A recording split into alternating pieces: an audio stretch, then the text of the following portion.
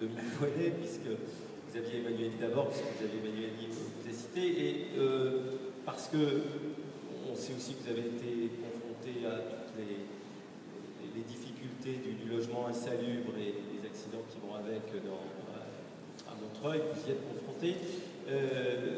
Une étude de l'INSEE a montré qu'il y a un appauvrissement de la population très net et qui va s'aggraver avec la crise, qu'il y a aussi un sentiment de déclassement des classes moyennes. En tant qu'élu local, est-ce que vous allez être amené à faire des choix entre les uns et les autres?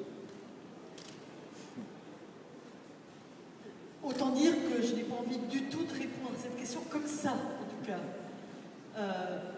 Je suis d'accord avec tout ce qu'a dit Xavier Emmanuelli.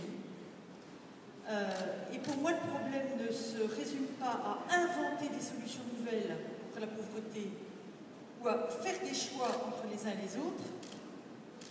Il conduit à demander à chacun d'assumer pleinement et entièrement les responsabilités qui sont les siennes déjà. Si l'Union européenne confirme son incapacité à se mettre d'accord sur un programme alimentaire d'aide aux plus démunis, est-ce que les villes vont pouvoir faire face toutes seules? Est-ce qu'elles pourraient organiser des soupes populaires pour y remédier? Bien sûr que non. Si l'État se contente de dire, au motif qu'un jour je construirai assez de logements, je n'assume plus ma responsabilité d'hébergement d'urgence, est-ce que les villes peuvent seules assumer les conséquences? Bien sûr que non. En vérité, dans les villes, on est le dernier recours et on est en première ligne.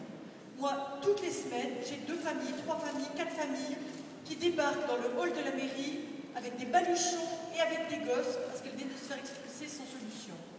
La réponse de l'État, devant les dizaines de squats insalubres et surpeuplés, devant les foyers africains tout à fait inaptes à toute occupation humaine, c'est évacuer les squats, disperser les familles sur le trottoir et les laisser évidemment inventer des solutions d'urgence et chercher des expédients une fois que les policiers se sont dispersés. Et je peux vous dire que les policiers sont extrêmement conscients du rôle qu'on leur fait jouer et qu'ils n'aiment pas du tout avoir à le faire.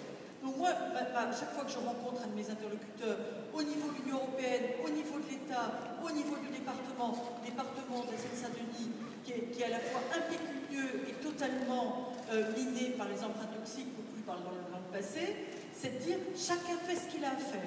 Moi, ce que j'ai à faire, c'est évidemment inventer les solutions de la proximité, et je le fais dans le domaine de l'économie sociale et solidaire, dans le domaine de la citoyenneté active. Il faut savoir, comme l'a dit Xavier Emmanuelli, que la pauvreté, elle est beaucoup culturelle et liée à l'isolement. Et donc, faire en sorte que les lieux de la concertation ne soient pas squattés par les gens qui sont rompus au code, aux sigles, mais qui soient aussi accessibles à des gens plus précaires, plus fragiles, qui sont moins à l'aise avec les concepts et moins à l'aise avec la langue. C'est un enjeu démocratique absolument essentiel. Mais pour l'essentiel, moi, je m'applique à tenir mes propres engagements dans le domaine de mes propres compétences. On est déjà dans une ville qui a plus de 40% de logements sociaux. Et j'ai engagé un vaste programme de construction, petit 1, et notamment de logements sociaux, un vaste programme de réhabilitation de foyers, une mousse Rome qui est peut-être la plus importante de France, avec effectivement la prise en charge de plusieurs centaines de personnes, avec tout ce que ça suppose, scolarisation des enfants, prise en charge sanitaire, formation professionnelle, logement, etc. etc. Mais aussi, j'ai engagé un vaste programme de réhabilitation et d'accompagnement des familles dans le logement, isolées pour réduire les factures, accompagner les familles pour leur permettre effectivement de maîtriser leur consommation d'eau, leur consommation d'énergie, etc., etc. Ça fait partie de mon boulot. Mais je n'invente pas des solutions nouvelles. Je fais ce que je dois. Et je pense que si chacun fait ce qu'il doit, on aura déjà bien avancé. Je constate que l'État ne le fait pas, que l'Union européenne ne le fait pas, et que les régions et les départements n'ont plus toujours aujourd'hui les moyens de le faire. Donc je plaide pour qu'on ait un débat dans le cadre de la réforme des collectivités qui nous permettrait de clarifier effectivement qui fait quoi. Je suis fatiguée d'un État qui prescrit des normes, qui impose ses contraintes sans mettre au pot. J'ai inventé avec la complicité de mon office public de l'habitat un immeuble respectant le mode de vie communautaire des pays d'Afrique de l'Ouest qui nous permettrait de construire un foyer à moindre coût. Puis l'État me dit non, pas question, On veut des petites cellules de moins de 11 mètres carrés, chacune accessible aux personnes handicapées, y compris d'ailleurs dans les toilettes, etc. etc.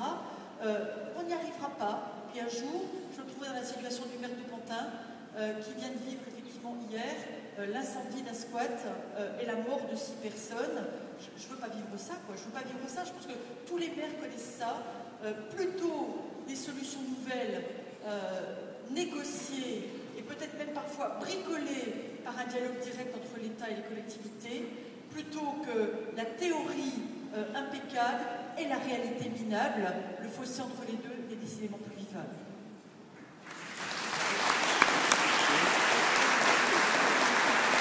À 19 ans, dans votre